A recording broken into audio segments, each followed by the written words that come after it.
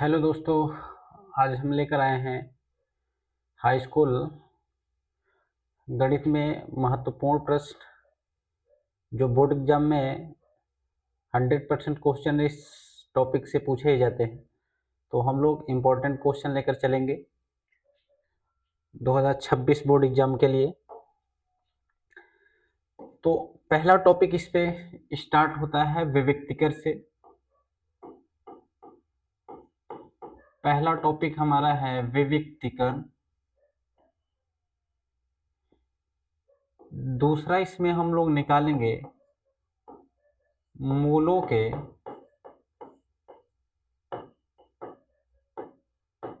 लक्षण या प्रकृति।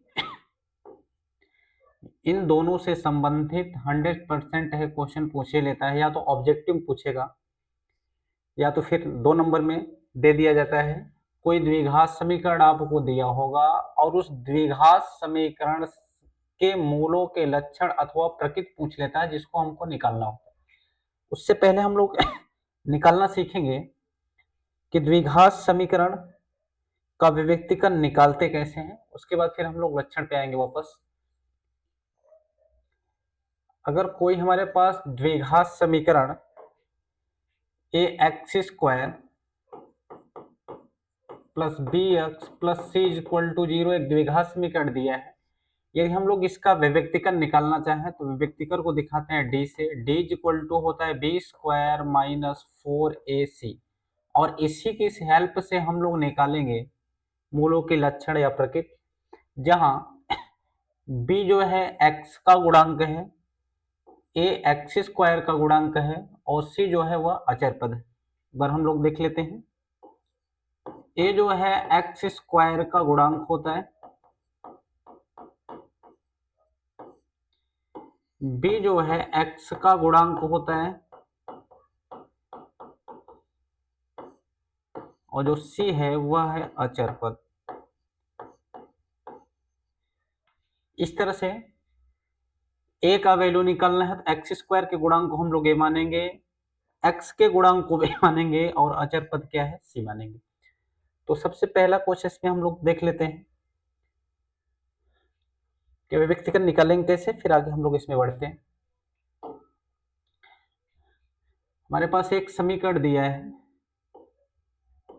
2x square plus 4x plus 9 is equal to 0 का विविक्तिकरण निकालना है।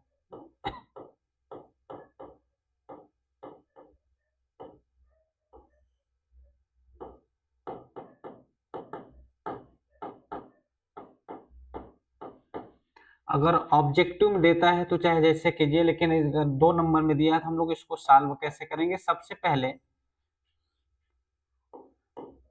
दिए गए समीकरण की तुलना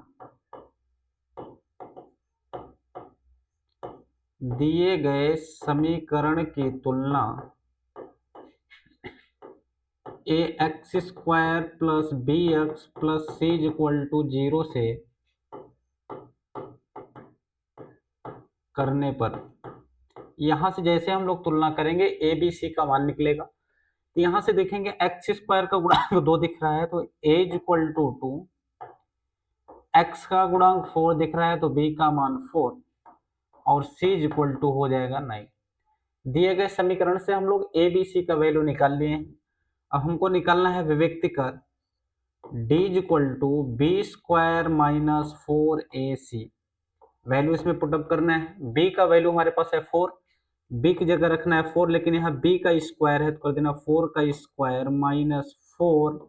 ए का वैल्यू दिया इसमें 2, सी का वैल्यू दिया इसमें 9, तो डी इक्वल टू हो जाएगा, अगर हम लोग 4 का स्क्वायर करते हैं 16 माइनस 4 का 2 में करेंगे 8, 8 का 9 मल्टीप्लाई करेंगे 72।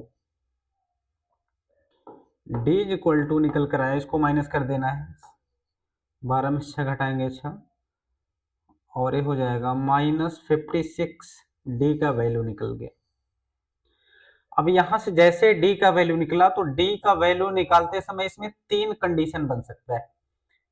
पहला कंडीशन इसमें हो सकता है कि डी का मान या तो 0 के इक्वल हो सकता है, दूसरा कंडीशन बनेगा डी का मान 0 से बड़ा हो सकता है, तीसरा कंडीशन बनेगा डी का मान 0 से छोटा हो सकता है। तीन कंडीशन, तीन स्थितियां बनेगी जब हम लोग कभी भी विभक्तिकरण निकालेंगे। तो विभक्तिकरण निकालते समय तीन स्थितियां, या तो डी का मान 0 के बराबर निकलेगा, या तो डी का मान 0 से बड़ा आएगा, या तो डी का मान 0 से छोटा आएगा। तो यहाँ से जैसे हम लोग विभक्तिकरण निकालेंगे और इसी विभक्तिकरण की हेल्प से हम लोग मूलों के लक्षण अथवा प्रकृति निकालेंगे, और 2 नंबर का क्वेश्चन ये पूछ लिया जाता है। तो यहाँ से हम लोग देख लेते हैं द्विघात समीकरण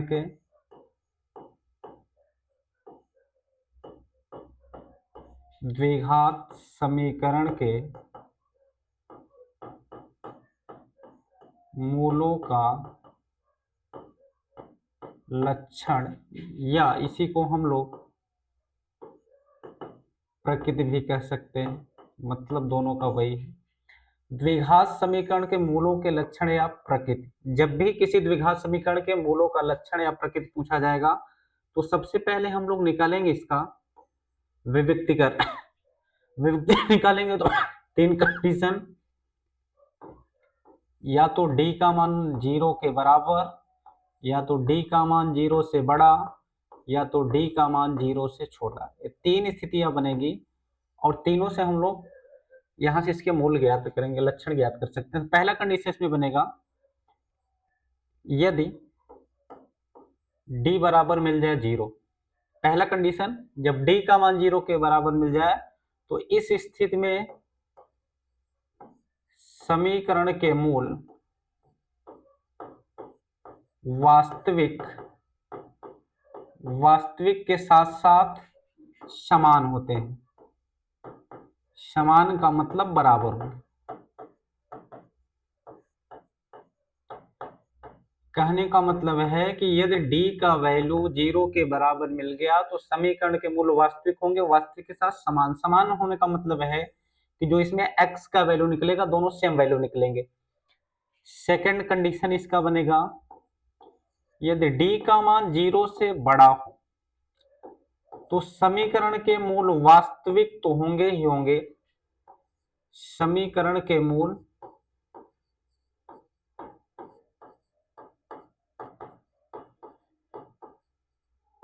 वास्तविक के साथ असमान होंगे।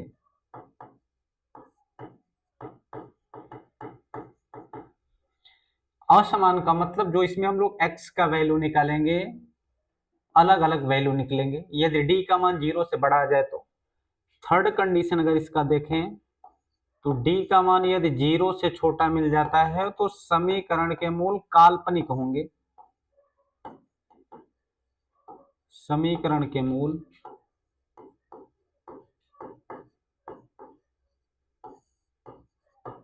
काल्पनिक होंगे। तो इसमें तीन स्थितियां, पहली स्थिति यदि d का मान 0 के बराबर मिले तो समीकरण के मूल क्या होंगे, वास्तविक के साथ साथ क्या होंगे, समान अथवा बराबर होंगे, अर्थात जो भी इसमें चर का मान मिलेगा दोनों एक ही मिलेंगे। दूसरा स्थिति इसका d का मान 0 से बड़ा, तो समीकरण के मूल वास्तविक होंगे, वास्तविक के साथ असमान होंगे। तीसरा कंडीशन d का मान यदि 0 से छोटा मिल जाता है तो समीकरण के मूल काल्पनिक होंगे। और मूलों की प्रकृति 2 नंबर में क्वेश्चन पूछ ही लेता है। तो आइए इस पे हम लोग एक एग्जांपल देखते हैं। जैसे मान लीजिए हमारे पास एक इक्वेशन दिया गया है 2x² plus 4x minus 3 is equal to 0 के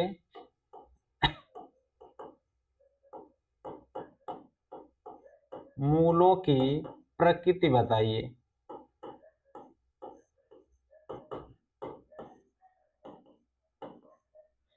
जब भी ऐसा क्वेश्चन पूछेगा 2 नंबर में, सबसे पहले इसको हम लोग हल करेंगे तो पहले ए बी सी का मान निकालेंगे।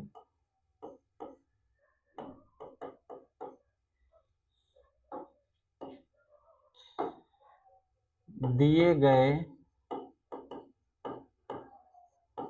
समीकरण की तुलना a x square plus b x plus c is equal to 0 से करने पर जैसे हम लोग इसकी तुलना करेंगे, एक्स स्क्वायर का गुणांक ए का वैल्यू निकलेगा 2, एक्स का गुणांक बी का मान निकलेगा 4, अचर पद सी का मान मिल जाएगा -3। लक्षण ज्ञात करने के लिए हम लोग निकालेंगे इसकी प्रकृति और विविक्तिकरण निकालेंगे, तो d इज इक्वल टू हो जाएगा B square minus 4ac। v का वैल्यू यहाँ पुटअप करेंगे तो कितना हो जाएगा 4 माइनस 4a का वैल्यू मिल चुका है 2 और c का मान है -3, चिन्ह सहित रखना है। 4 का स्क्वायर करेंगे 16, माइनस माइनस मल्टीप्लाई करेंगे प्लस, 4 दूनी 8, 8 तिरिक 24। तो d बराबर अगर इसको हम लोग ऐड करते हैं तो मिल जाएगा 40। इसमें कंडीशन नंबर सेकंड बन रहा है। फर्स्ट कंडीशन हम लोग का मिला था कि d का मान 0 के बराबर हो, सेकंड कंडीशन मिला था कि d का मान 0 से बड़ा हो। यहाँ पे d का वैल्यू 0 से बड़ा मिल रहा है तो यहाँ लिखेंगे चूंकि d इज ग्रेटर देन 0, इसलिए समीकरण के मूल वास्तविक और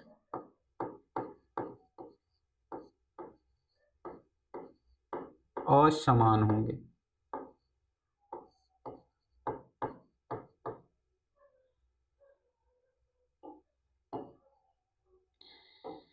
समीकरण के मूल वास्तविक और असमान होंगे। तो इस तरह से मूलों के लक्षण या प्रकृति ज्ञात करना है। सेकंड टाइप इस पे क्वेश्चन बनता है कि मूल बराबर हो, कोई वेरिएबल दे दिया जाएगा, उस वेरिएबल का वैल्यू निकालना होगा। जैसे यदि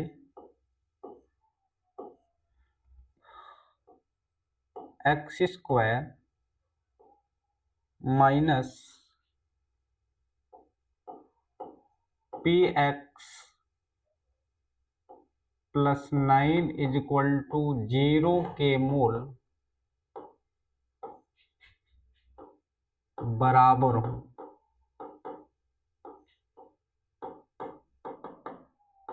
तो P का मान ज्ञात कीजिए।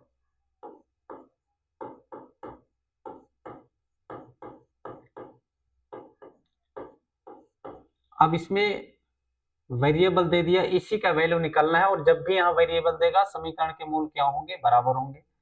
सेम कंडीशन आपको लगाना है। सबसे पहले इसका निकालेंगे विविक्तिकरण। मूलों का लक्षण पूछता है तब भी विविक्तिकरण हमको निकालना है।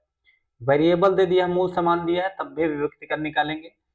तो सबसे पहले x square minus p x plus 9 is equal to 0 की तुलना a x square plus b x plus c is equal to 0 से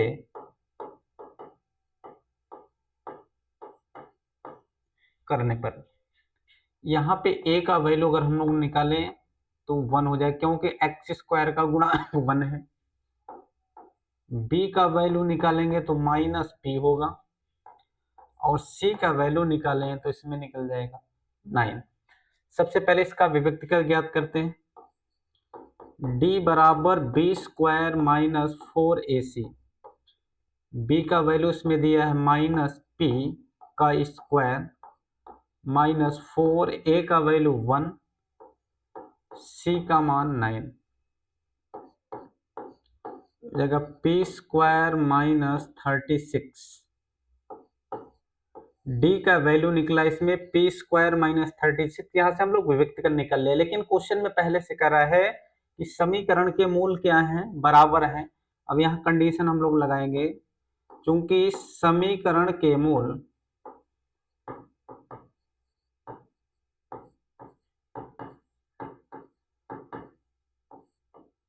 बराबर है और बराबर हम लोग कंडीशन पढ़ चुके हैं, समीकरण के मूल बराबर तब होते हैं जब d का मान 0 के बराबर हो, इसलिए d इक्वल टू हम लोग कर देंगे 0। जब d का मान 0 के बराबर होता है समीकरण के मूल वास्तविक और समान होते हैं। अब d का वैल्यू हम लोग निकाल चुके हैं, यहाँ d का वैल्यू रख देना आपको p square minus 36 is equal to 0। P square ये माइनस में है, बराबर को उधर ले जाएंगे हो जाएगा 36 स्क्वायर को जब बराबर को उधर ले जाएंगे बन जाएगा अंडर रूट, और यहां से p का वैल्यू निकालेंगे तो प्लस माइनस 6। ये p का वैल्यू इसमें हमको निकलना था, तो p का वैल्यू निकल गया प्लस माइनस 6। इस प्रकार से इस पर एक क्वेश्चन अवश्य पूछता है, या तो ऑब्जेक्टिव में होगा या तो 2 नंबर का आपका रिटन क्वेश्चन इसमें दिया ही रहेगा। नेक्स्ट वीडियो में फिर आगे मिलते हैं।